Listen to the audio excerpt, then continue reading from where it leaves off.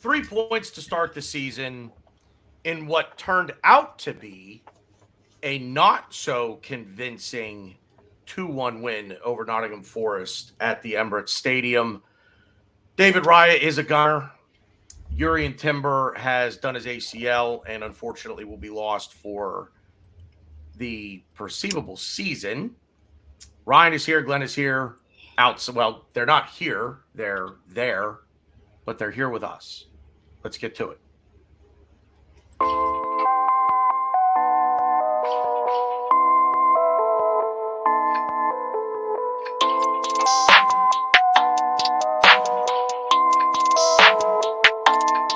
That's ISO? Rack it up, I got a bit of the bank to make me a safe house. Shake it up, she got her hands on her knees and she bringing the cake out. Smoke it up, I got some gas, some packs, I'm up in the greenhouse. Ball it up, I'm with the gang, we taking shots off the rebound. Fucking my post the same now, I've been humble too long, yeah. Tell them all to stay calm, yeah. How's it? Welcome into the Arsenal Aftermath. You know who I am. That's Ryan. That's Glenn. We've got a lot to get to, fellas. I guess let's just start. I like to think if they know you, they know me, they know Glenn. No? Yeah, but I just like saying your crazy? names. I just like saying your names. Oh, thank you. And I don't like saying mine. So, that's fair. By the way, it smells like laundry detergent where I'm sitting here right now. I'm also sick, so that's weird. Like I smell like dryer sheets or something. Anyway, do you have COVID for like the 5th time? No, I've only had it. I only had it, as far as I know, I only had it once. I I feel fine. Like I'm just a little congested. That's all. I feel like I sound like I'm stuffy, but I'm really not.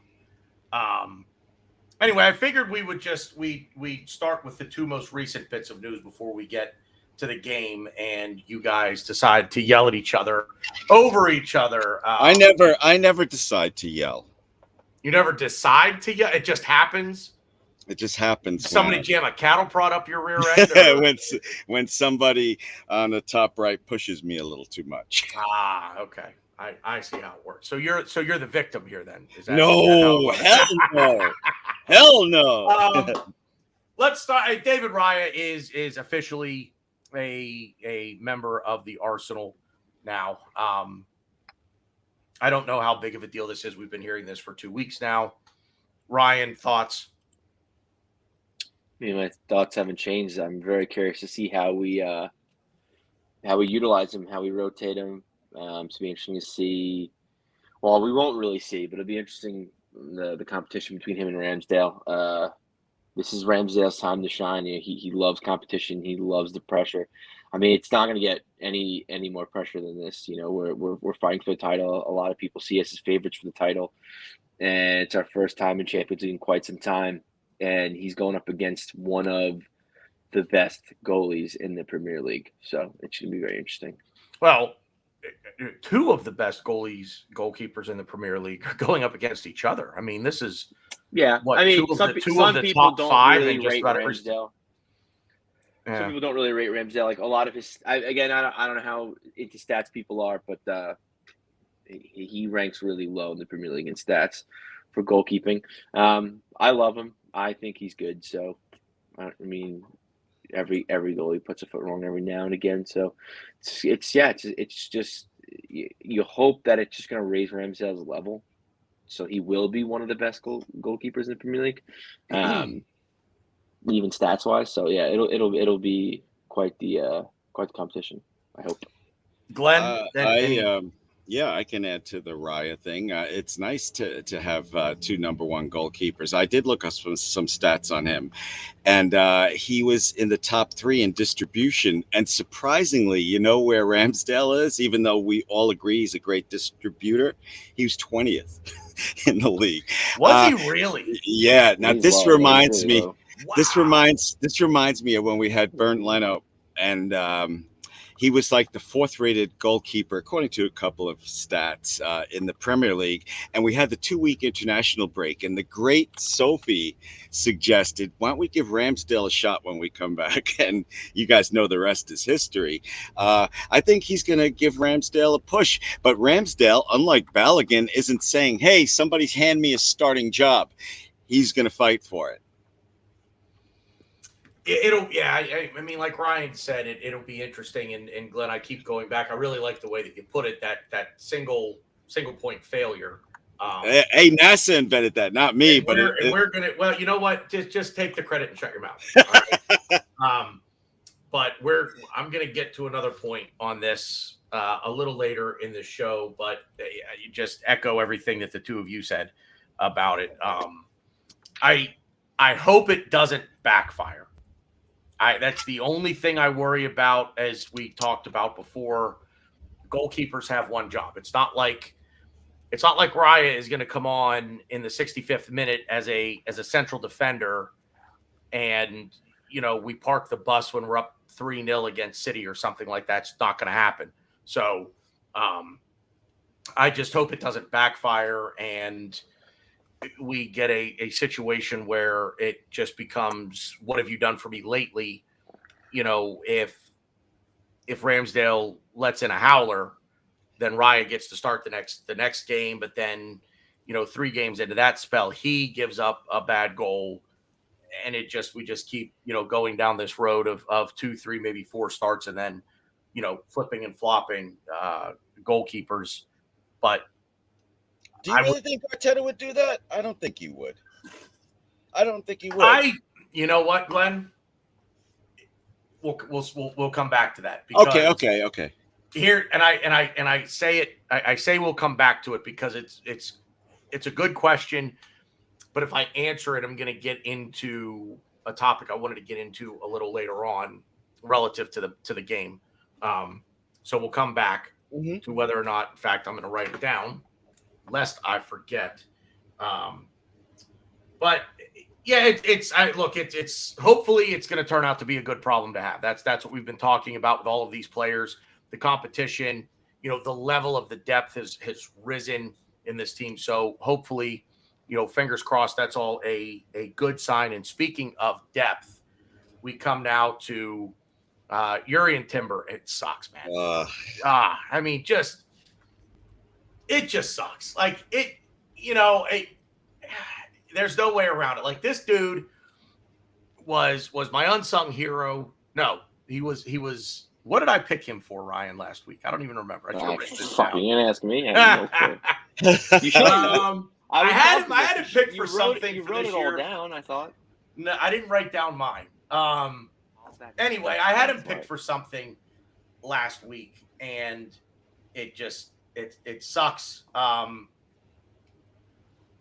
Zinchenko is back in full training now, so I guess let me ask you this. I'll start, Glenn, with you. If Raya, if Jurrien Timber does not get injured last week, plays the whole game, everything's fine. Zinchenko comes back in full training. Does Zinchenko get his starting job back? Oh, I guess that's up to how they do in training. But for me, Timber, he can be plugged in so many positions. Well, it depends. Arteta he bases his starting lineup on training, but for me, Timber doesn't lose his spot if he didn't get hurt. That's the best I can say. Ryan? Not right away, but I think it just comes down to training. I think Zinchenko just offers something that I don't know if anybody in football really does for us. You don't think Timber you didn't see that from Timber in the preseason? No, and even Timber doesn't play like Zinchenko. He's decent. He's a decent disguise of Zinchenko, but he's not Zinchenko. Zinchenko is just different. And if you, from at least what I saw in the Nottingham game, he didn't play Zinchenko's role. He kind of was inverted a little bit, but he didn't play what he doesn't. He didn't do what Zinchenko does, and he really hasn't done it that much in the preseason. It's very, very different. He's a little more defensive minded. He's not running around the pitch as much. I mean, he is, but he's not running. He's not running horizontally. He's running more vertically. But yeah, I just think Zinchenko on the field for us is just teams haven't figured him out yet. I'm not saying they don't have Timber. I'm not saying they have Timber figured out, but I just think Timber is just, I don't know. I don't think they're the same. I would just, since we're on Timber, I'd just like to say a couple other things. Ryan, I think that if he didn't get hurt, you would change your opinion on rating him, but of course we can't argue that now because he's hurt. The other thing, I since didn't we're say I talking, didn't rate him. I just think Zinchenko is just. I think you guys are. I guess since you said that, you're underrating Zinchenko. I think Zinchenko is just so good.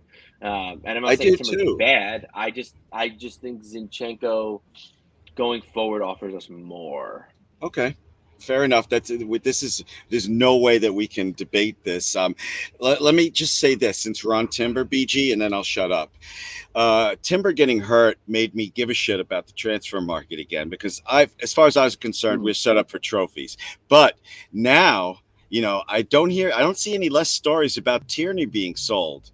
And that worries me a little bit. If we sell Tierney, then I'm a little bit worried about our depth again.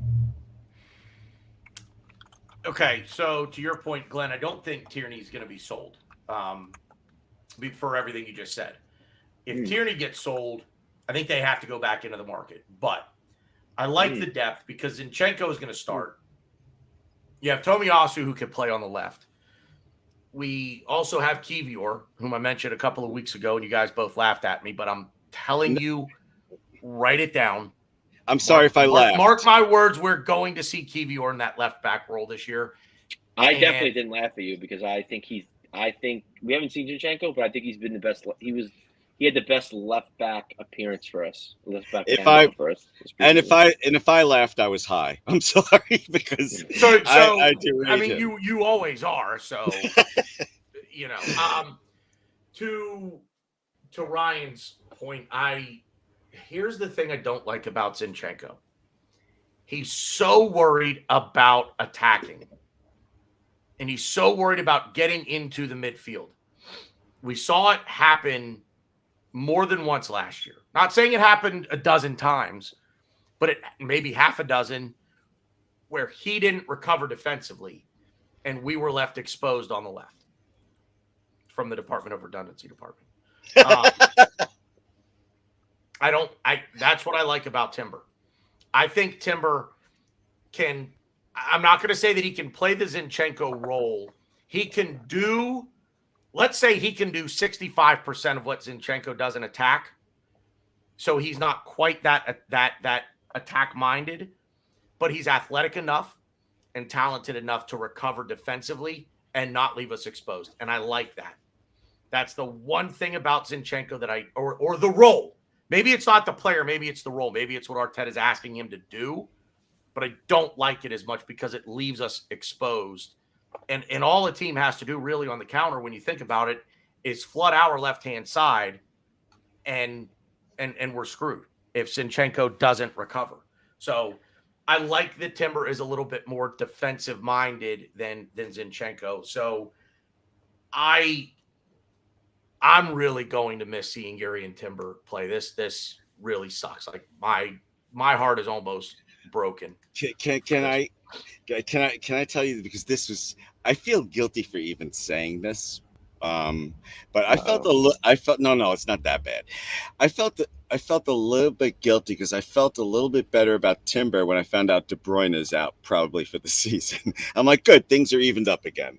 I mean, I didn't hear De Bruyne's out for the season. Oh yeah, it's at least 4 months at least. If he has surgery, I heard like next year. Like next calendar year, but I heard he'll be back next. If he has surgery, it's going to be longer than 4 months. What did he do?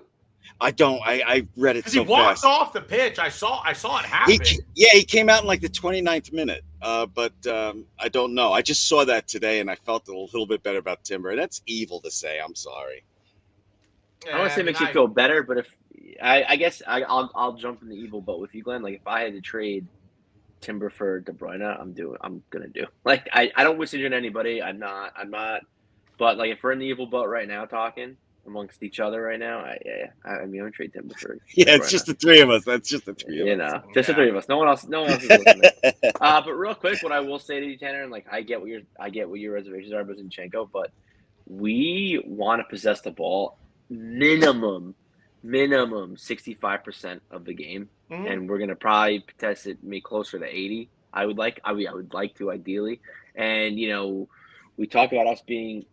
I mean, all three of us put Arsenal in the top 2. I mean, you two had them winning it. So I think if we're going to be the best team in the Premier League, we're going to have the ball the most, and we're going to be in possession the most, and we're going to be attacking the most, and we're going to be down their throat, the other team's throat the most. I mean, bar City, we should be down everyone's throat. So if that's the case, I don't give a fuck about a left back defensively. Zinchenko transforms us into fucking, And like, if we're talking like Mighty Morphin Power Rangers, Zinchenko's the fucking Megazord. And I don't know I what that just is. I don't know what that is either. Can I just say Listening. Zinchenko's in training this week. So was Lakanga, who you like, bearded, and Balogun was in training also Glenn, this I think week. you just make facts up. I don't know what you make me laugh though.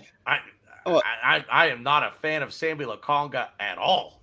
Oh, I thought I remembered a couple of months ago you said, never mind, fuck me. Too much pot. Move on. That's way too much pie. See, this is the thing, man. I can drink all night, wake up the next day, I'm gonna have a headache, but then the day after, like, I'm gonna be okay.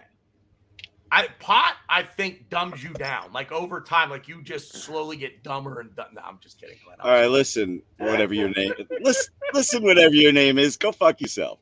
All right, go on. Move on, guys. I also think, too, like, if we're playing, I mean, you're never going to play perfect football for 90 minutes, but we kind of play with a back three. We play with a back three today, or excuse me, not today, against Nottingham Forest. And I think now with the acquisition of Rice, and I think him and Partey are going to play together a lot. Having a left back is, I don't really think it's as big of a deal as people make it out to be. I want to hear from BG on this one, because you went absolutely nuclear on Twitter or X or whatever it's called now when that opening lineup came and Partey was in there at right back. So I would love to hear what you think now afterwards. I mean, it was. I mean, it really became a back two, didn't it? Yeah. I mean, we play a 3-6-1. So yeah, I mean, Partey started the game there, and then that was it.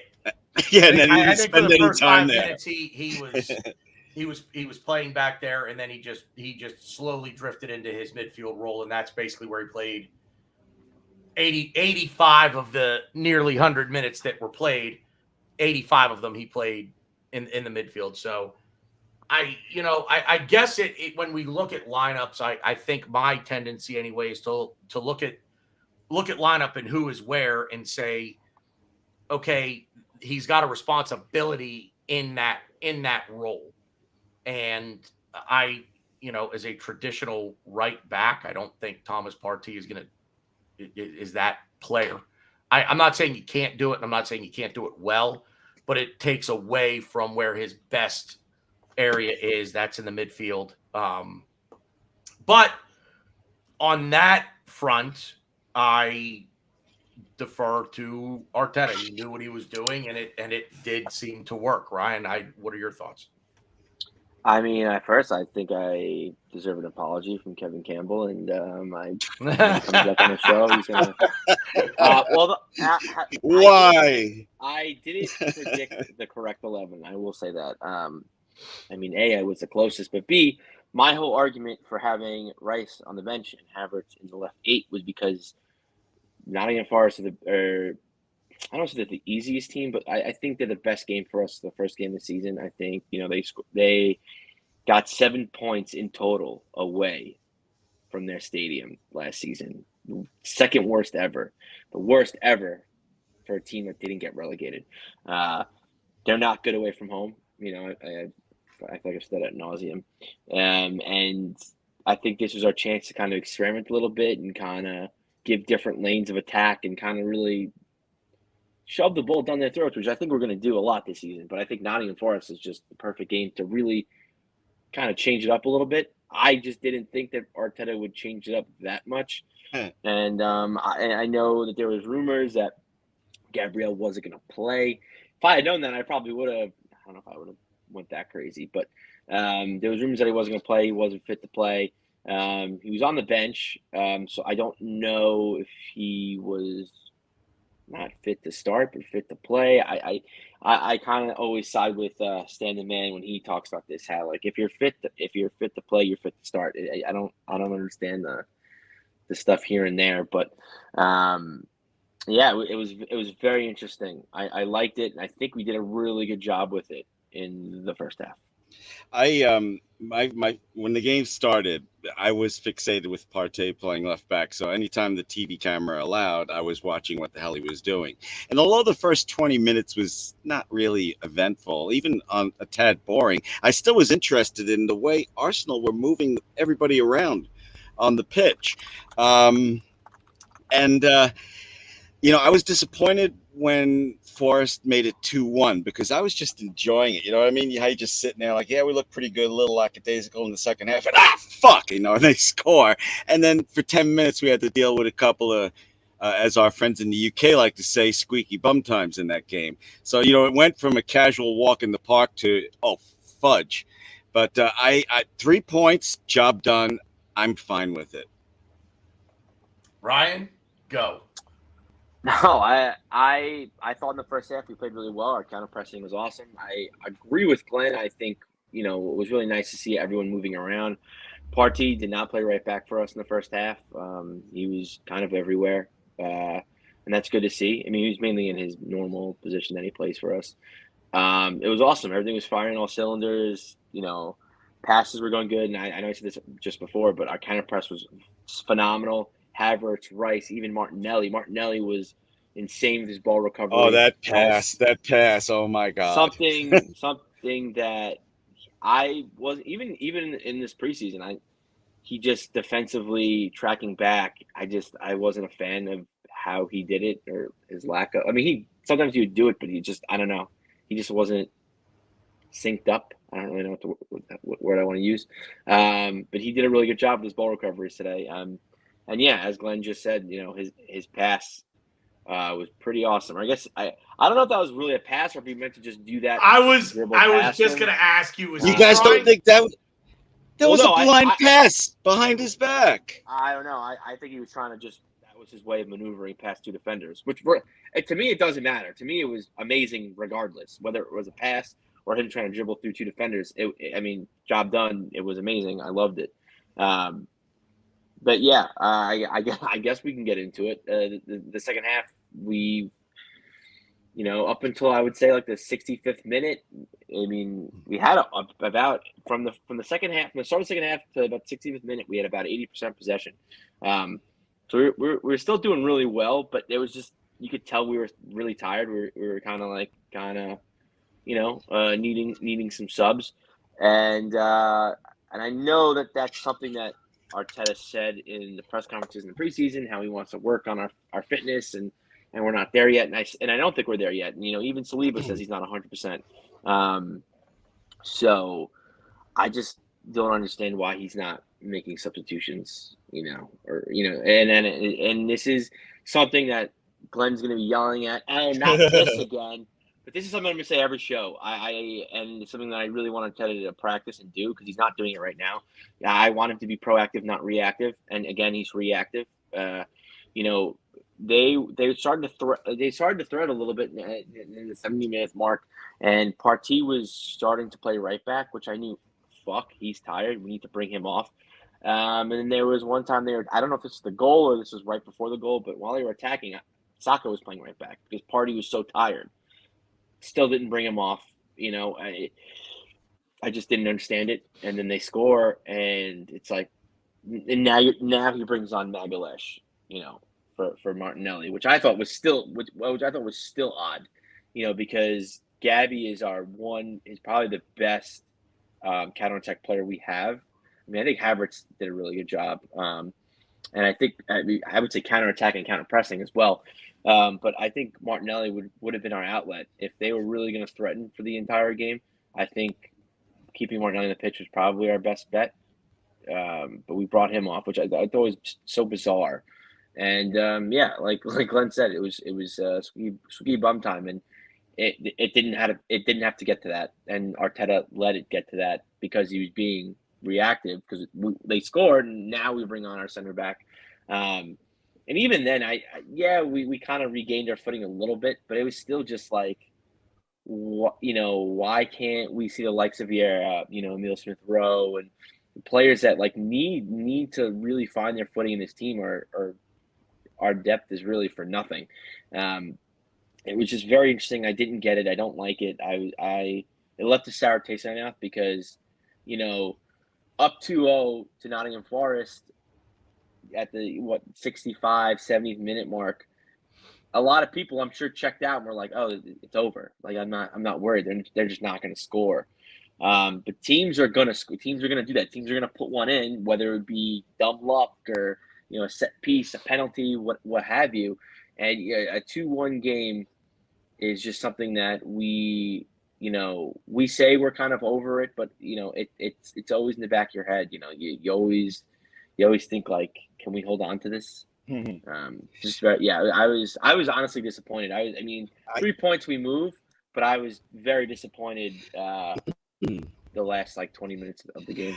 I think that and this is just I only took 1 year of psychology, but we all watched Manchester City just fucking demolish what's the names the day before. They scored in 2 minutes to start the game, and and we wanted an easy one too, because they're going to be our main rivals for the title this season, and we effed up. Yeah, we effed up. You say I'm going to yell at Ryan. He just made a very nice argument why he's upset with Arteta. Why would I yell at him for that? That was well thought out. I enjoyed it. I disagree. I think Arteta did a pretty damn good job with his tactics and substitutions, but I do share that with you, Ryan, because last year it was one of my little quirks with Arteta was substituting too late. So I'm not going to yell at you when I almost agree with you. So he substituted. So you think he substituted too late? For me, the game was fine. We got the 3 points, but what Ryan said, I can't argue with that because it makes sense. He should have done it a little sooner. I wish Ryan, you were in the press conference so you could ask him questions like this, because I never hear him ask questions like this. Glenn, where your earphones plug into your computer. What happened? Every time you talk, it's crackly. Make sure that connection's tight. Correct.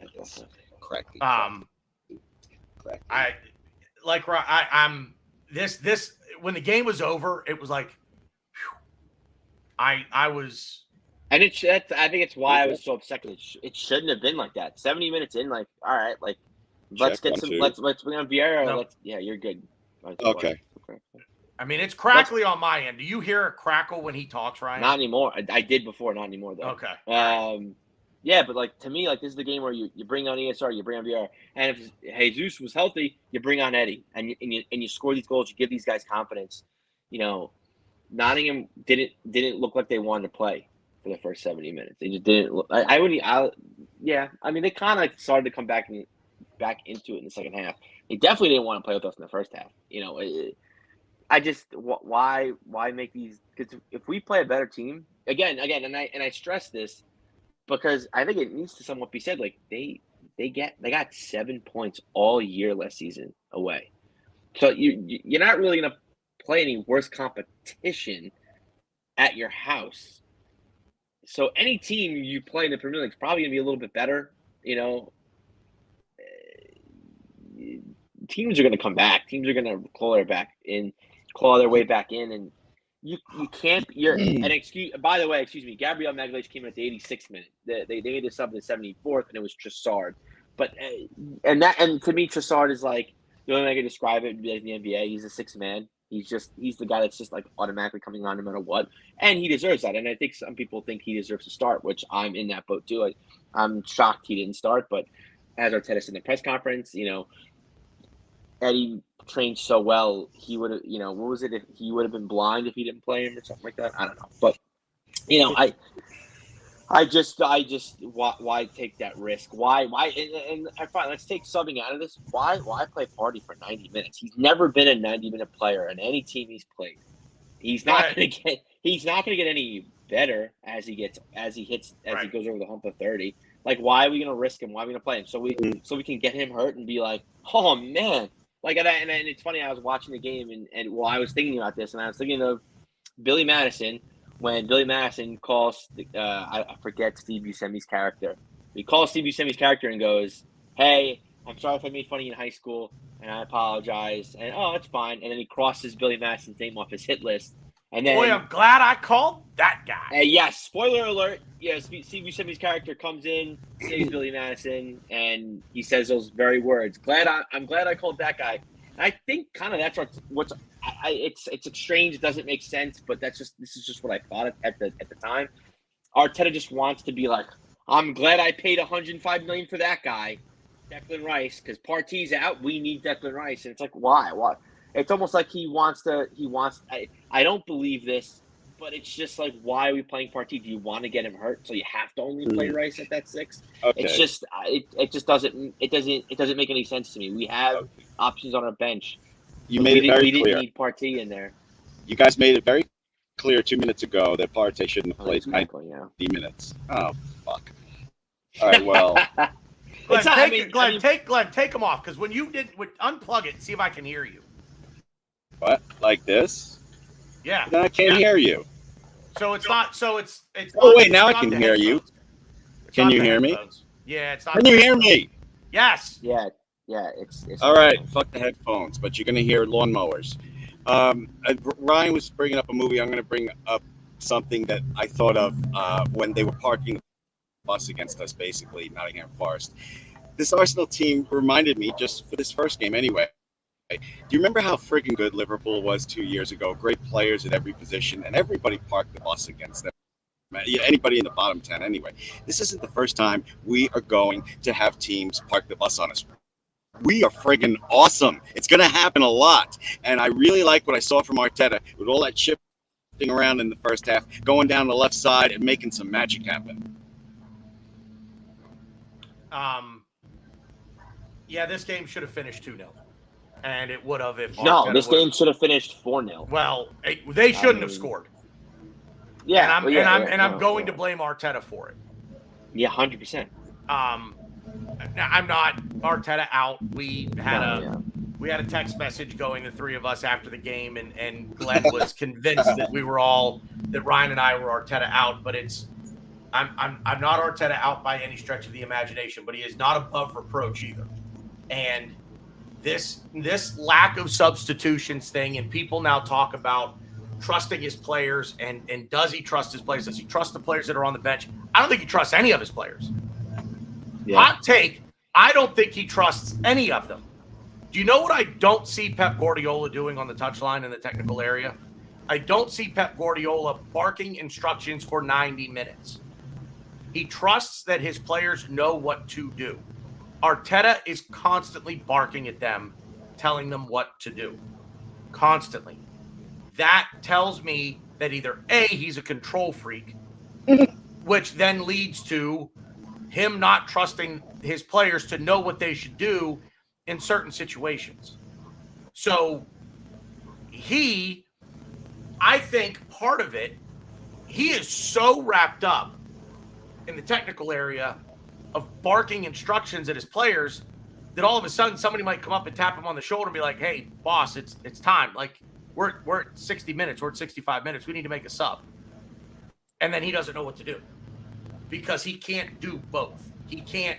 I have to tell them what to do for 90 minutes versus I have to go tell somebody back there to get up and start warming up so that they can go on and I can make a substitution. And then what happens is, as Ryan said, he becomes reactive. This is going to bite us in the ass at some point. Yeah, 100%. Yeah. It almost bit us in the ass against the worst away team to not get relegated in top flight history. Ever. Not Premier League history. Not even last year. Top flight history. And they almost, if their first opportunity goes in, they may have won this game. Yeah, I forgot about that one. Yeah. May have won this game. And especially the first game in the season. Why on earth are you trying to get 90 minutes out of your starting 11? You have 5 substitutions that you can make. Use them. And this is what happened last year, where he doesn't rotate players and he doesn't make his subs, and guys don't come on and get any sort of game time. And then they go out, and when they do start, they're rusty as shit. Or the guys will play 90 minutes and they get hurt. Right. and it's luckily there is bug no hasn't been good reason that bad, but the guys in the midfield, sub them off if the game is in hand. I get if we're tied, we're down a goal, and you don't want to bring those guys off because theoretically they're your best players. But in a game like we had Saturday, that game should have been 4-0. Very easily could have been 3-2 to Forest because of the manager. Again, I'm not Arteta out. The job that he has done overall, this is in-game management. Bill Belichick in the NFL talks about situational American football. That is what he is best at. He is the best coach of all time because he is great and the best at situational football. In this situation, what do we do? In this situation, what do we do? In a 2-0 situation at 65 minutes in the opening game of the season, what do you do? And that is where Mikel Arteta is coming up short. He's not bringing on a player like Emile Smith-Rowe and giving him some time. Go ahead, Glenn. I was just going to say, I can't. This is touchy because I can't argue with you guys, based on how you feel from what you see. All I can say is, Pep said the other day, do you need your assistant coach? And he said, I don't need him when I'm winning. I do need him when I'm losing. If the stuff you guys say about Arteta is true, and I don't agree with it, but I think then you need to look to the assistant manager to say, to keep his head in the game, if what you guys say is true. And I think that you shouldn't have all your criticism microscoped on Arteta. His assistant should be helping out too. But Arteta makes all the decisions. What do you mean? Why would I? That doesn't to say, hey, Partey is he strong enough? Should we think about subbing him out? All the things you guys are complaining. Glenn, he has eyes. Glenn, he's got eyes. He's the one that's conducting his team and giving them orders every 5 seconds. All right, sure if I could see someone's tired, I'm sure he could see someone's tired. I don't understand that. First of all, I don't know why your voice went up an octave. Lower it an octave. Because you don't make sense. You're saying you don't agree. No, I am making sense. You're not. You're telling us to blame the assistant coach. He's the head honcho. He's the guy in charge. He gets the criticism. The coach can help him out and give him advice. One of you two said Arteta is too distracted by other things, and that's why I brought up the assistant coach. I don't know if what I said, he's so focused on barking his instructions. And I will say, maybe to counter Ryan's point, maybe he doesn't see it. And I will agree with Glenn. Here's why. Here's why I say this, Ryan. I do not see Partey tired. Because he's so singularly focused on, I have to give them instruction. He's not looking at fatigue levels. He's simply looking at the situation as a whole. Let me see the whole picture. He's seeing the forest. He's not seeing the trees. Do you know what I mean? And I get that, but if he's seeing Partey at right back when he knows that Partey isn't playing right back, I think at that point when he's like, oh, Thomas, go middle, do this, do that, and he's like, oh, why is he in the right back spot? And that's something he would notice because he's moving his pieces around. He's moving his chess pieces around. He's dictating wherever people need to go. So I don't buy that. I don't believe that he doesn't see when a player's tired. I know what you're saying. I get that, but no. I am inclined. I mean, the common sense says what you're saying is right. I'm hypothesizing something that's 99.2% unlikely. 99.2. I'm sorry. That was so precise.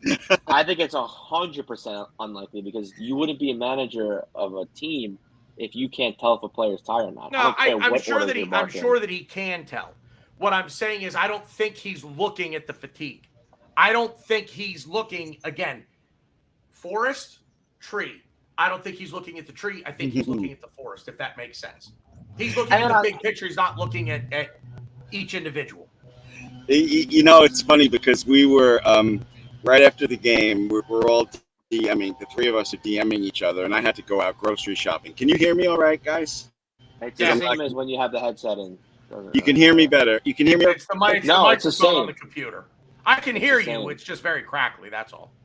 This one's crackly too? It's your mic. It's the mic in your computer. Oh, fudge. Well, I might as well put this on then. Look, what these guys was talking about earlier.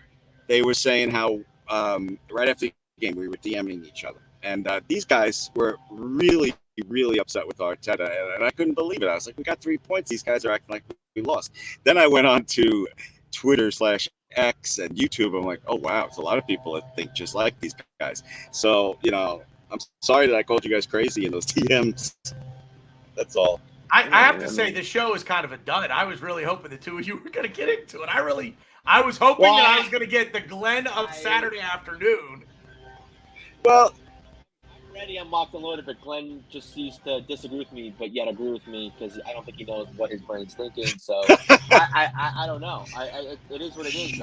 I don't know. I guess to go back to like the blaming the assistants. How do you know the assistants didn't tell Arteta like, hey, you need to bring him off? And Arteta's like, no, we're good. Like you don't know that.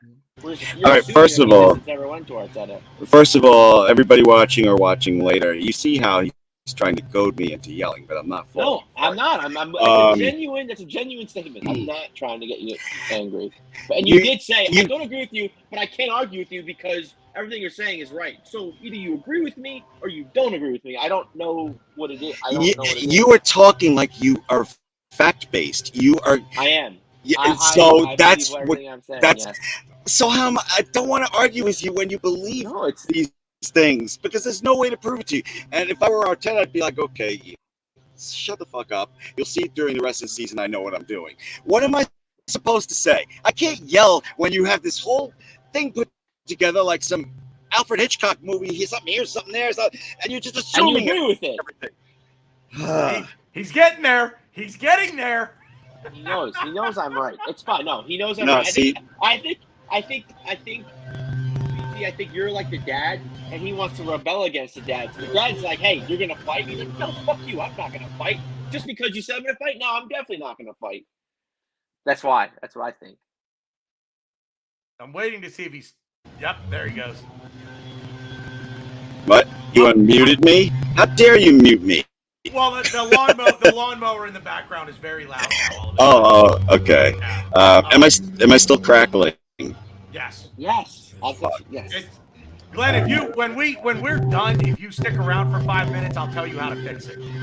I'll fix it by using my microphone. I actually spent a lot of money on it. Okay, I'm not going to argue with conjecture. I'm sorry. You can goad me all you want. Now let me go figure. You know what? I'll be right back. I'm not going to hear what you guys say, so don't even bother. I don't even honestly. I think, and I'm glad Glenn, because I don't want to make Glenn feel bad. I don't mean this in a mean way. I really don't. I just feel like Glenn's like, we won. We got 3 points. That's all he cares about, and honestly, that's fine. That's fine happy. Because there are a lot of people. I'm happy we got 3 points. I'm not. I know it sounds like I'm calling for his head. I'm not. I'm happy. We got to the, we got off the season with 3 points. There's a lot of teams, especially a certain. I don't even call them rivals anymore because they're just not in our league anymore. They are in our league technically, but they're not in our rival league. I guess you'd say. I don't know. But there's a team that tied Brentford. Winning's not for everybody. So I'm happy. We have 3 points. And I said that to one of the last texts I said to you guys before we were kind of like, okay, let's just save this for the show, was 3 points, we move, that's it. Just let's keep going. But you have to bring these things up. You have to analyze it. You have to have concerns because we're going to be in 4 competitions this season. Whether you value the League Cup, whatever, League Cup, FA, Champions League, which I think is a big fucking deal. It's the first time in, is it 6 years? I keep saying forever, 7. And I think that's going to be interesting to see how he rotates, how he plays it, because you can't play this. We're gonna play teams that we should beat, even if we play our B squad, but not every game. The competition is a lot better than the Europa League, so it's going to be weird. It's going to be interesting to see how he rotates, and it's going to be see how he handles it. Because, I mean, my opinion, I don't think he handled the Europa League too well. Nope. Champions League is a step up. So I'd say it's going to be interesting. Up. Yeah, I agree. So it's going to be interesting to see what he does, because as much as I'm not going to sit here and say he's not going to do it, he's not going to win us the Champions League, he's not going to win us the title, he's not going to progress this team. I'm not saying that, but I don't see it happening. No, the title is different. I don't see him being this proactive manager, being this manager who is going to rotate, show different horses for different courses, which he's kind of showing that, but I want more of it. I just want more rotation. I want these players to be comfortable in his system. I want these players to be comfortable in any position that they need to play. Because what this game to me showed, he's got a bunch of more tricks up his sleeve, which I like and I'm excited about. But all these players need to be involved too. All these players need to be able to play in these positions that he seems to be creating every season. He creates a different type of position player every season. I want these players to be on board with it to further along this depth and further along us being able to rotate on a whim, whether an injury or a send-off or just a fatigue situation happens.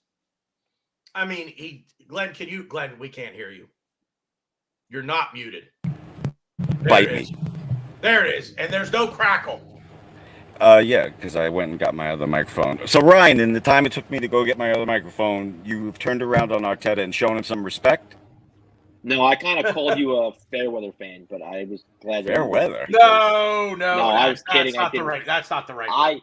I know. I thought no. I was my just God, saying. Look at my Arteta out videos on my channel from 2 years ago. I don't repeat it because I don't mean this in any way. It's not. And BG agrees with me. It's not really mean, but I think you're just happy with the 3 points. You're happy with the win, and that's it. And that's fine. You can. If that's what you want to be, it's fine. But I want to as a team. I want to. I want to be worried about Champions League and there are fans the teams that play that are harder. Ryan, there are fans that do what you and I do, and that is probably overanalyze, the game itself, the team, what have you. There are fans that just say, "I watch to be entertained, and I'm happy with the win." That's it, and there's nothing wrong with that. Glenn obviously is not. I don't think Glenn is firmly in camp 2 because he comes on the show and he talks about. I wouldn't be podcasting or I wouldn't be doing shows if I. That's what I mean. But go ahead. No, go ahead, Glenn. You're an Arsenal. You're an Arsenal. I'm an Arsenal supporter that doesn't have memory like a goldfish. Okay, I remember games like Forest where we would blow it and finish with just 1 point or even lose. So we did what we had to do. Got across the finish line. It wasn't perfect, but F it. I did that. That is not that far back in the future where we blew games like this. Far back in the future. In the past. I mean, the past. You know what I meant, dickhead. What are you, Michael J. Fox? No, you know what happened? I watched Back to the Future 2 last night. It's my favorite Back to the Future. So I'm okay, all right, ready? Oh. That's dude. Everyone says we're crazy. Everyone's like, oh, one's obviously the best, and then some people rate 3 above 2, and that's crazy, but that's not as crazy, dude. I love 2. I just love the sneakers. I love how dark it is. That's why I have Future in my head.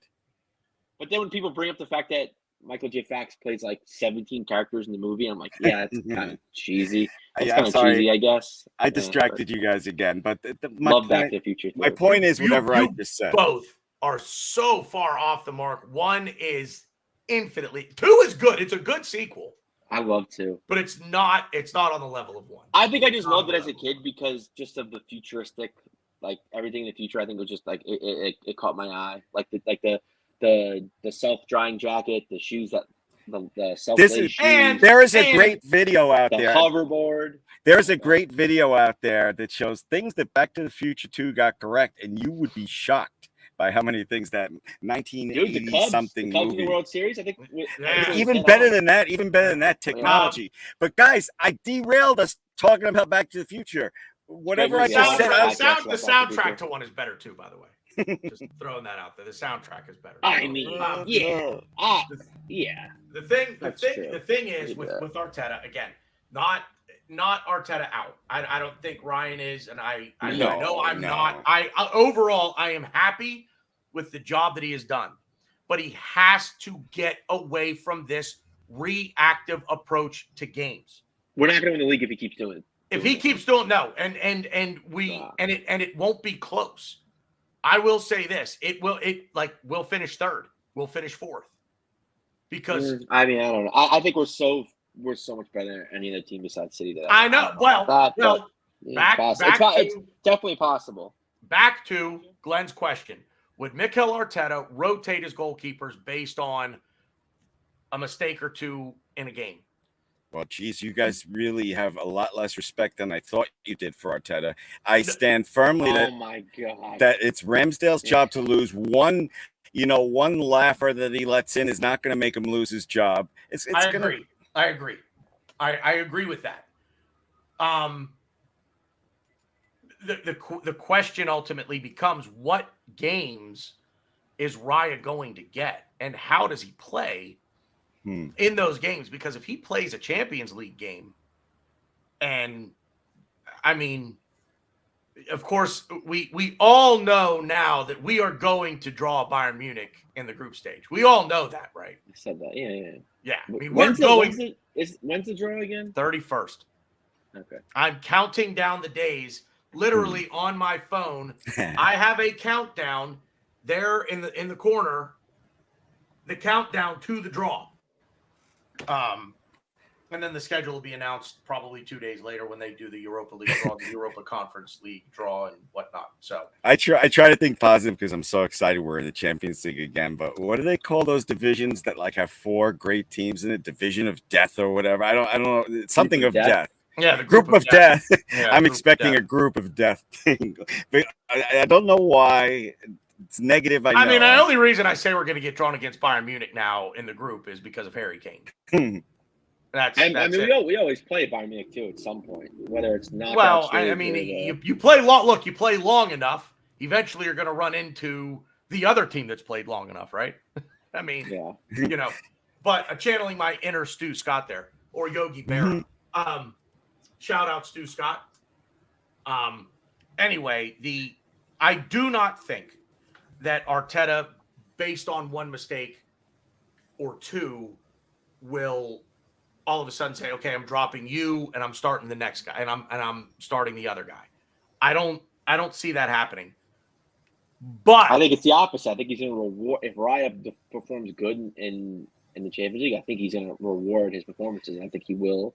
Slowly take Ramsdale's position. Okay, so is it a matter of maybe Ramsdale doesn't do anything to lose it, but Raya does enough to take it? It's such a difficult. Like I said, I still don't know. It's such a difficult situation because I believe both. My opinion, I'm taking sets out of this. I believe both keepers are Premier League worthy. They're both. They both can win the title with Arsenal. They're great keepers. I think Raya offers a little bit more currently right now. But we haven't seen him play for Arsenal. We don't know what he's capable of. There's just so many things that go into it. I don't know. I don't even know. I would love to know what Arteta's thinking, because that is going to be the question: is Raya going to win the position, or is Ramsdale going to lose it? I'm inclined to think Raya is going to win it, but I don't know. There's a big difference in how that's worded, by the way. Go ahead, Glenn. A few weeks ago, Ryan asked me, name a team with 2 number 1 goaltenders in the world. And I had a whole week and I couldn't think of any. But now I have one on the list, and that's Arsenal. Look, the way I look at it, guys, Thank you for proving my point, Glenn. What? Yeah, but if you're thrilled we got Raya, what the hell do you? Whatever. All right, I'm not thrilled to be outright. Well, okay. You were right, Ryan. You were right. Is this good enough? Can I keep talking now? All right. So I mean, you've been saying this all podcast without actually saying it, so it's good to finally hear you say those words. But yeah, keep going. Okay, we have Raya. He was in top 3. He might have even been number 1 in distribution last year. I can't wait to see him play. He was number 1. Okay.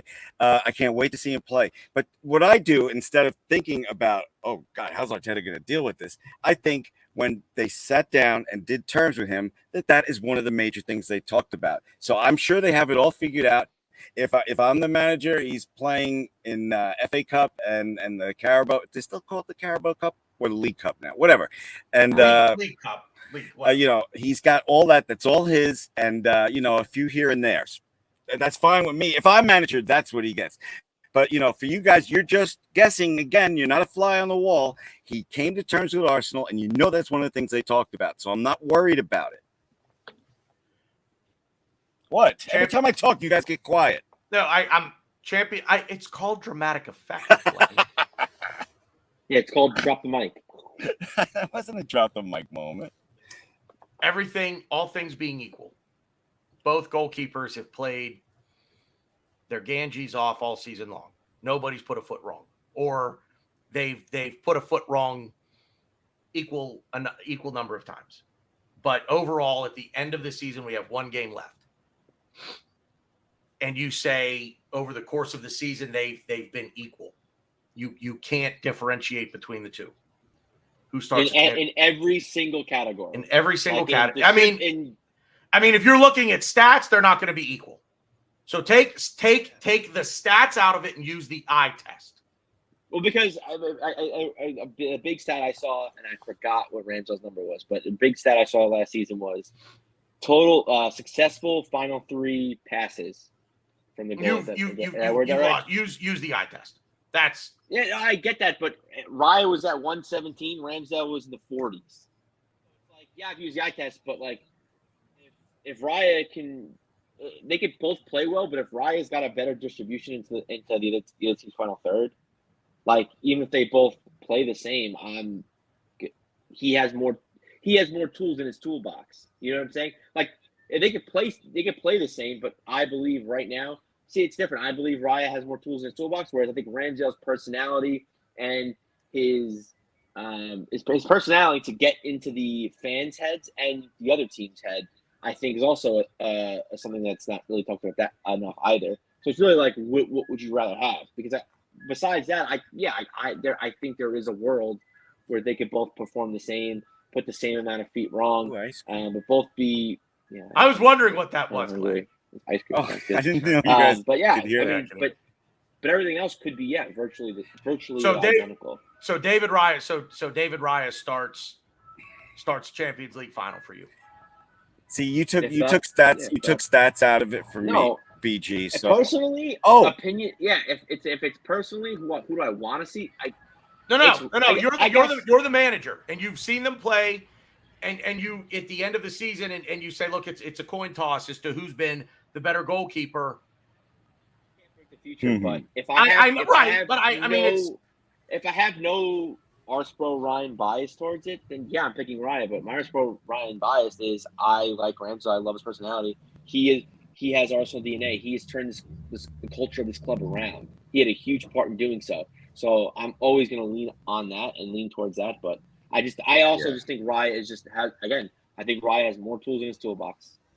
Yeah, I agree that I think Raya may have more tools in his toolbox. He definitely distributes better, but I would give it, based on the limited scope you give us with equal stats, I would give it to the guy that brought us to the dance. It's Ramsdale. And I agree with that wholeheartedly. He's the guy that's here with the permanent contract. Raya is on loan at the moment. But as the saying goes, I'm going to dance with the date that I brought. So you mind if we dance with your dates? Name the movie. Wait till Otis sees us. He loves us. Shama-lama. Ooh, lama, ding dong. American baby. No, it's Animal House. Come on, man. I just don't think I should be alone tonight. Oh, gee, man, we didn't even get a full hour. No, dude, I got 5 minutes. Relax. She can wait 5 minutes.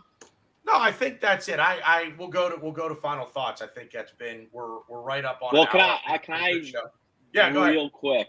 I just want to, because I feel like I didn't really talk too much about the Timber injury and how, you guys kind of already dismissed us selling Tierney. I think we're still selling Tierney. And I want to sell Tierney because I think PVR can play left back. I think Tomiyasu. I think we have cover. I think with Timber out the whole season, we don't need Tierney. Tierney is just a bonus. He's excess. I don't want to say trim the fat. I love Tierney, and I think he's a fantastic player. But I want to sell him to get money. And there's also a player that I'm really excited about, and maybe we'll see him. I don't know, because again, I think we're fine right now. But there are reports that are saying that we're probably going to see, at least in the first team training, at least maybe on the bench, Can I wait? Can I guess? Can I guess who you're going to say? I mean, if you get it, I mean, I would hope you get it right, but yeah, you can. Ruel Walters. Yeah, that's correct. Yeah. Yeah, that's my boy. There's reports that if we need him, we're going to rely upon him. We're going to bring him in. Isn't he right-sided though? I thought he was right-sided. He's mainly a right back, but he plays center back for the academy. He can play left. He can play in the midfield. He played in the midfield for the academy a few times as well. Yeah, he's young, but we brought him on the U.S. tour last season for a reason, and he got a lot of game time before he hurt his foot, and he was out for a while. Arteta likes him. Arteta, I don't want to go as far as to say trust him because he doesn't trust a lot of his players. But I'm very excited to see if he can get integrated. I would rather see him and get a fee for Tierney than see Tierney. No. Wow. Sorry, no, go. I'm buying myself some time. Okay. Okay. That's so funny. But yeah, I think we need to get the money with Tierney, and I think that either Ruel will really show himself and be a part of this team, or I think he'll still do a good job. But I think just being part of the Arsenal, club in future and just playing, getting games in, teams of I don't want to say a lower standard, but other teams will see this and be like, well, he can play for Arsenal, then surely he'll be better for us. And I think we'll make money off him. He's an academy player. So I think you have to sell Tierney and you bring in Ruel if you really need cover. But again, I don't see it. You have Tomiyasu, you have Kivior, Zinchenko, is back to full training. I don't know if he's going to play Monday. I think giving us the extra day is going to be good. But I don't know. I don't know if Zinchenko's going to get the start. If it looks like I don't like starting a player that's been hurt, that's been out for so long. But I mean, we'll see. But again, I liked Kivior at left back last season and in the preseason this season. So I think that's what's going to probably end up happening. I'm with BG. The Timber injury just freaking killed me, man. But we still have lots of depth, and I'm not worried about it. But if we do sell Tierney, it killed me too, Glenn. Killed me too. I wasn't happy about it. If we do sell Tierney, it's going to make me worry about our defense, and I'm taking it out of the equation that I love Tierney, as many Arsenal fans do. I don't want to give up. So you don't rate Kivior or Tomiyasu? I do, but we have lots of plug and play guys. But with Timber out for probably the season, I don't want to get. Listen, guys, we're going to get like $45 million for Balogun because they keep holding out. You get more money as the window comes to a close. $45 million is a lot of money for Balogun. We don't have to sell Tierney. What are you talking about Balogun? We're talking about defense. Why are you talking about Balogun? What are you doing? You sound like, honestly, I think it's a role reversal today. I think you took my body, I took yours. Because you're talking about Back to the Future, talking about Balogun, we're talking about our defense. I don't understand how you're worried about our defense if we sell Tierney when you literally just said you rate Tomiyasu, you rate Kivior. That's saying Tierney adds to our depth. You have three potential left back. On that list of all right, ready? I'm gonna name Tierney can play center. Okay, listen, Glenn. I'm gonna name you 4 players: Zinchenko, Kivior, Tomiyasu, Tierney. Where is Tierney on that pecking order for left back? Where is he? Way down. Nice to have depth on the team. Way down. Where do we don't have to sell him. We don't have to put an academy product in there. We're going for the Premier League title. This isn't on the job training. All right. No. You just were talking about having a younger left back in there from the academy. I'm asking you a simple question. Where do you rank Tierney out of those 4 players to play left back for us? Where do you rank him? What were the 4 players you said again? I said Kivior, Tomiyasu, Tierney, and Zinchenko. Where's Tierney in that ranking for left back? Number 2, right behind Zinchenko. He plays awesome defense, and he puts in a mean cross. It's his problem is he's having trouble adapting to Arteta's crazy style of Wenger ball on steroids. Are you Arteta out now? No, I'm kidding. No, I'm just saying that's the reason they keep giving, because Tierney says he wants to stay. Tierney says he's happy. So, I'm going to, if he leaves, he leaves. Other players have left the club that killed me. Okay. Listen, it's your opinion, and I'm not going to say you're wrong, even though you are wrong. But I'm going to say, A, you're crazy. I'm going to say, A, you're crazy, and B, Arteta sees Tierney as number 4, as do I. BG, you could give your input of where you see him, but he's 4th. And he doesn't fit the system. And I love Tierney. I feel like I'm coming up to like anti-Arteta Tierney, but I love Tierney. He's gonna make a Premier League team, probably Newcastle. Oh, if he goes to Newcastle, I'm gonna friggin' die. I do not want to watch Tierney in the Premier League. Send him over to Scotland. No Premier League. You got to get rid of him. I don't want to watch him be awesome all season, and me sticking it in your face and you not admitting it. I think Newcastle are going to go for Lewis Hall. I think that's what they're going to go for. I'm going to go for Tierney. But Tierney's number 4. He's 4-4. Kiwior is better. In your opinion? I think it's Arteta's. I think it's Arteta's opinion, too, to be honest. And I think Arteta's opinion will probably speak for all of us. Tierney's not going to get any game time. I think even with Tierney's injury, this don't change a thing.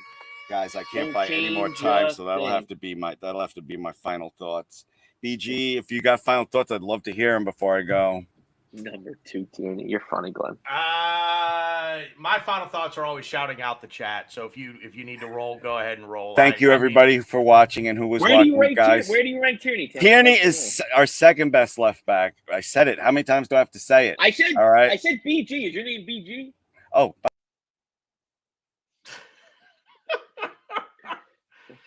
He's too much, man. He kills me.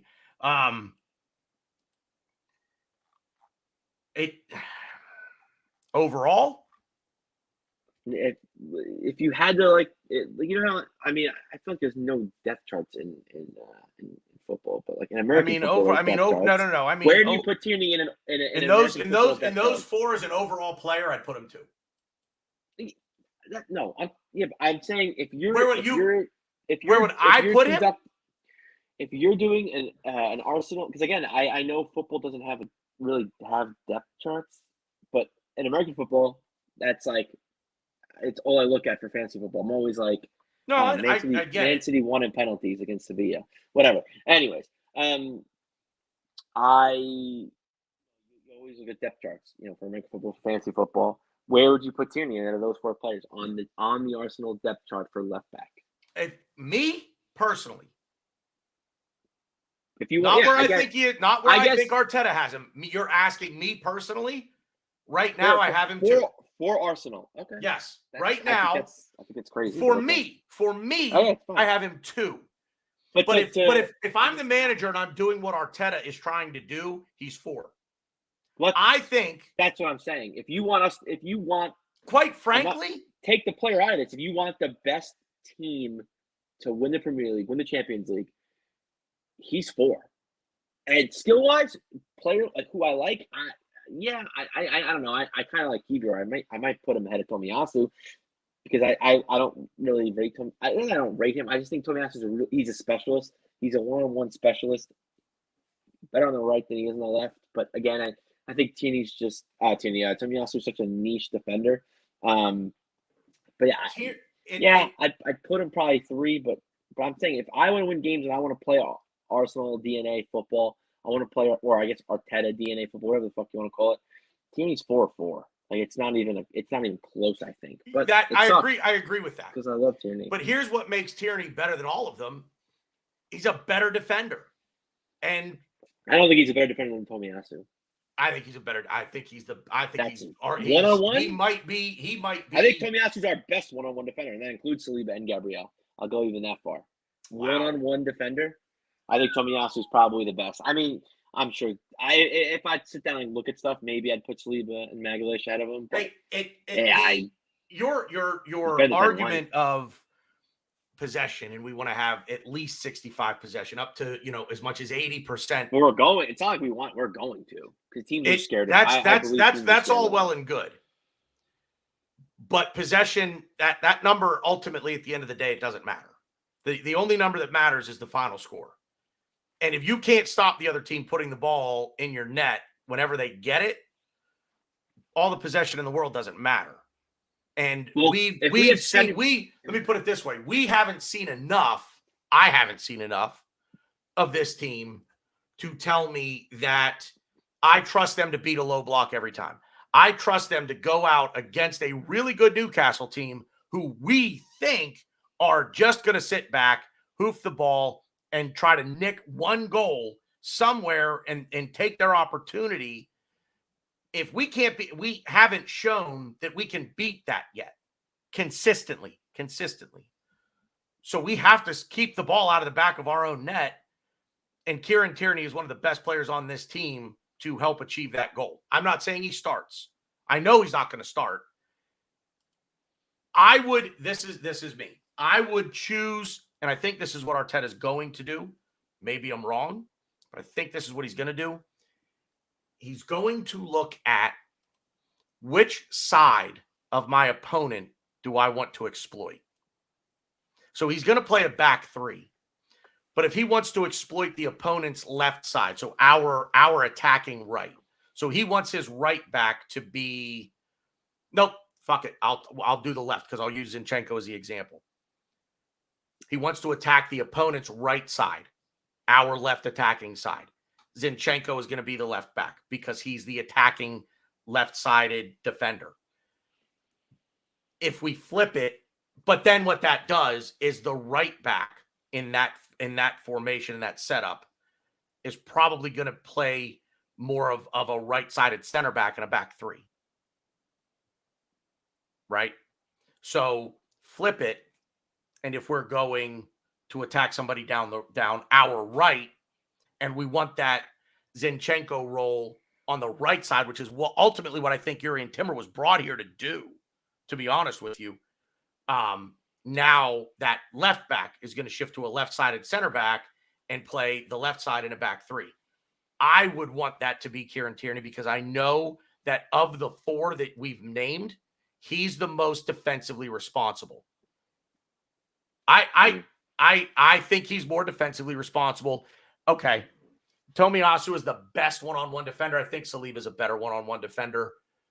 I get, but you know what? But you're not wrong. And I will agree with you that perhaps as a one-on-one defender, I'd give Tomiyasu the nod over Kieran Tierney.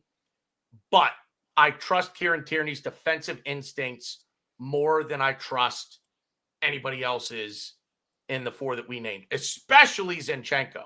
And what happens if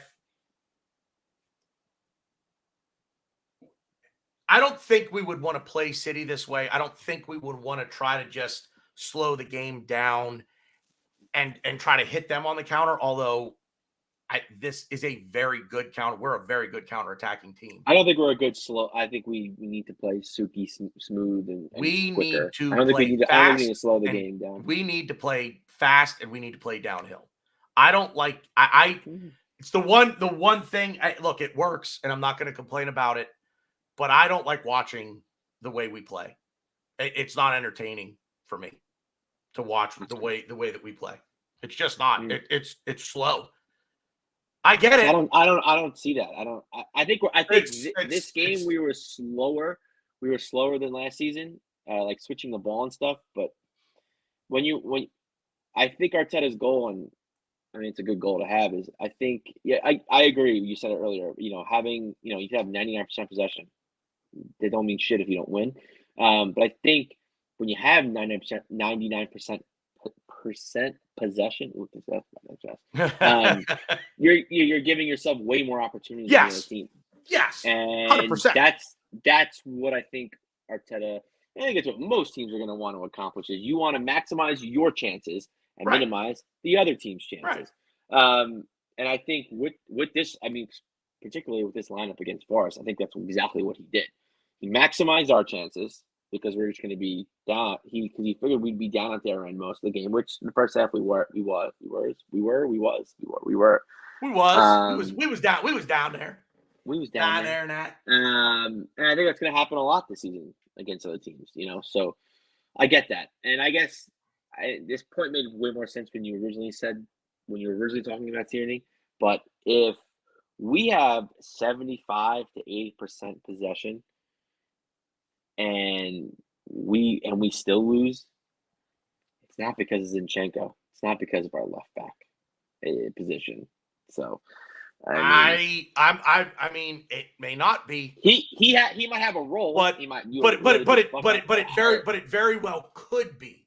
And again, think about this. Now, I think the pros outweigh the cons. I think Zinchenko's what he brings going forward are way more. I won't. They're way more effective. Yeah. I don't disagree defensive with that. prowess. Because I think we have thing- such good defenders. Forests, or that early chance that they had,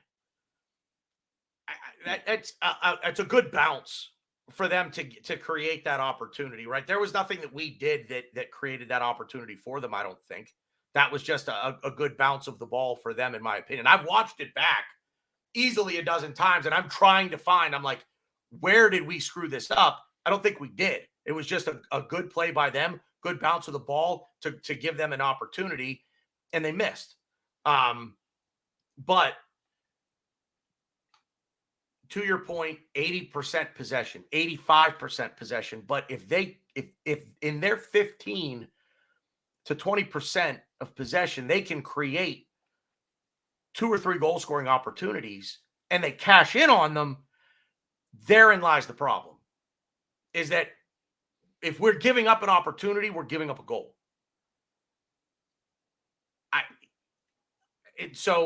There is something to be said. You're right. If we possess the ball and they don't, they're not going to score.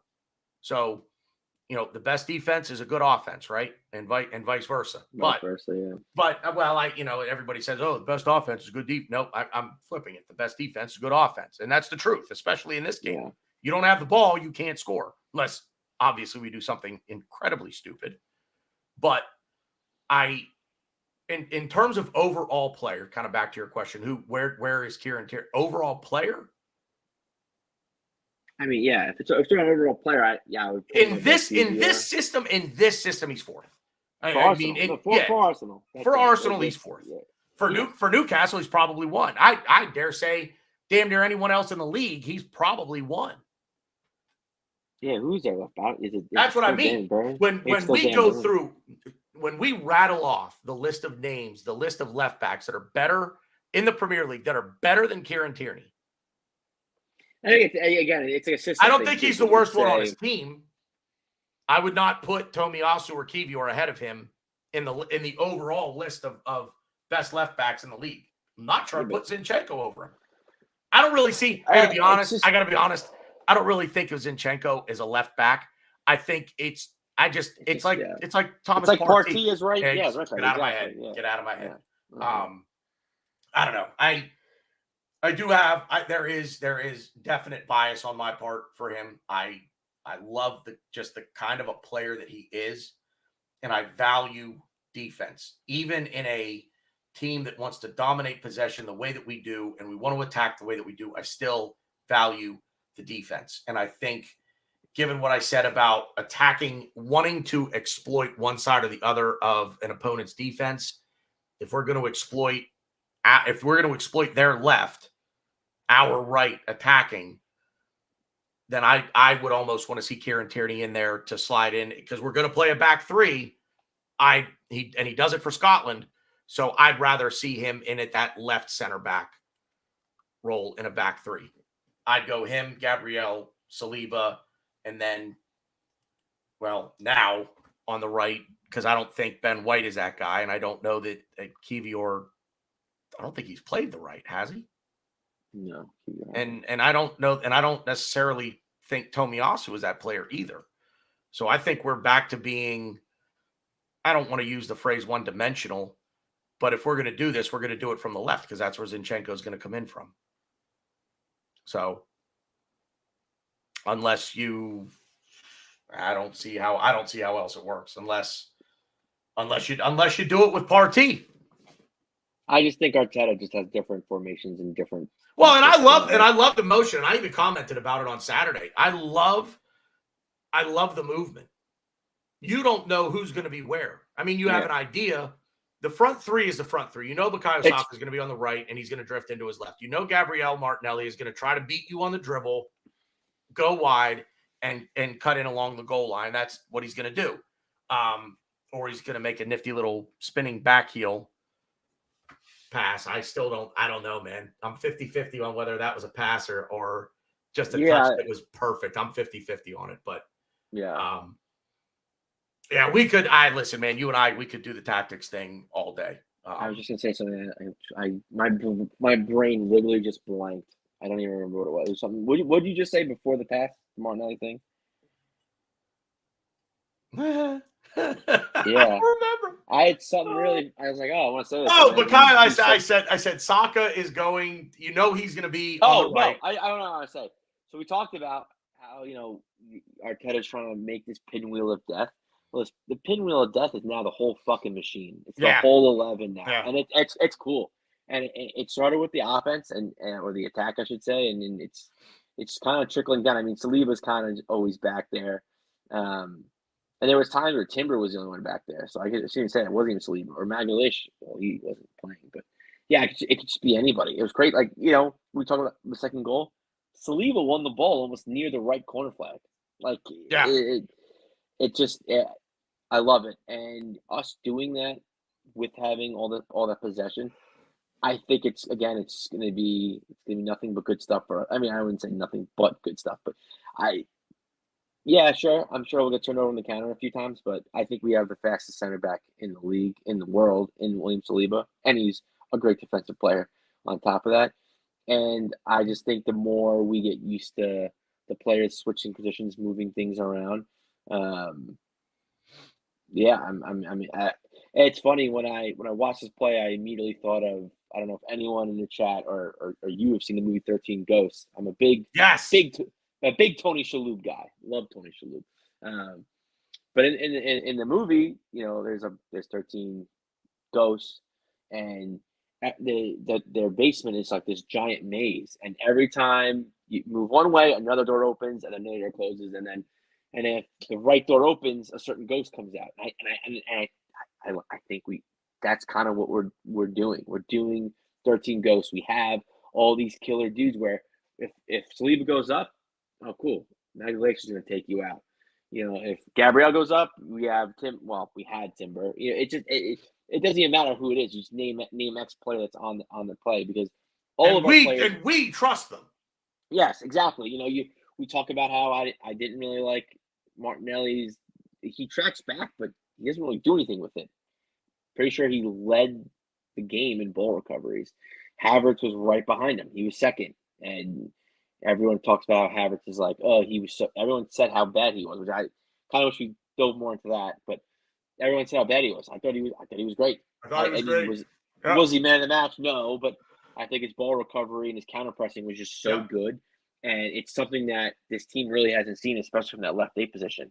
That Granit Xhaka once held.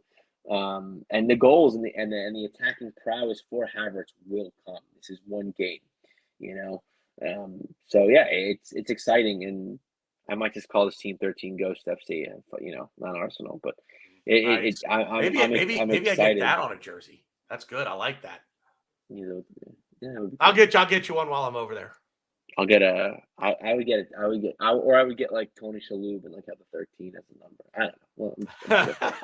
Well, I love Tony Shalhoub. But yeah, no, it's exciting, and yeah, I worry about us being reactive instead of proactive. But I think even with our starting 11 that we have, we should still be getting these jobs done. We should have put Forest away a little more soundly, but again, 3 points and we move, and I'm excited. And my final word will just be touching, because I don't really want to get into full conversation about it. Arsenal and Monaco are very close to Balogun. Monaco put in a bid. Monaco put in a bid for just under 50 million euros, and 45 million pounds roughly. So we value him a little. I think it was 50 million euros, including add-ons. I think we'll probably we value him obviously a little bit more than that, but we're close. We're very close in how we see the player. So, and Balogun's open to going to Monaco. So, yeah, I think I said this from jump. I think that's going to be his spot. I think they really need a striker desperately. Yeah, I mean, I did give Ben Yedder some bad karma, talking crap about him, but I mean, he already did those things, but or allegedly did those things, but yeah, they need a striker very badly. So I hope that we could get the right valuation for Balogun, because I as much as I want to see him play for us, I don't think he's going to play for us. So last word. I guess I'll kind of piggyback off that with the Kieran Tierney thing. If the right offer comes in, got to sell him, because I do agree with your point that we do have depth. I mean, we've got 3 guys that can play. We've got 4 guys that can play left back for us right now. So, but I don't think you can ever have too much depth. So, I mean, who knows? Zinchenko is injury prone. So I'm not advocating selling Kieran Tierney. But if the right offer does come along, I think you have to take it, especially if it's in the 40 to 50 million range, which it should be, because I think that's what he's worth. So, Daniel Shaw, Gary was out there, Matthew DeSouza, Russ Morgan chimed in the chat. Thank you guys. If you've made it this far watching on replay, thank you very much for that. And on that note, What? What? Oh, God. Sorry. Liverpool just submit a bid to sign Japanese midfielder. Oh, yeah, I've seen that. From Oh, yeah. I just saw that right now. Live in the now. Live in the now, man. Live in the now. He's the heart of the Stuttgart team, and everyone knows I'm a big Stuttgart guy. If he goes to Liverpool, I don't know what I'll do. I don't know. He's a very good midfielder. And on that note, it's been good footy talk. We'll see you out there.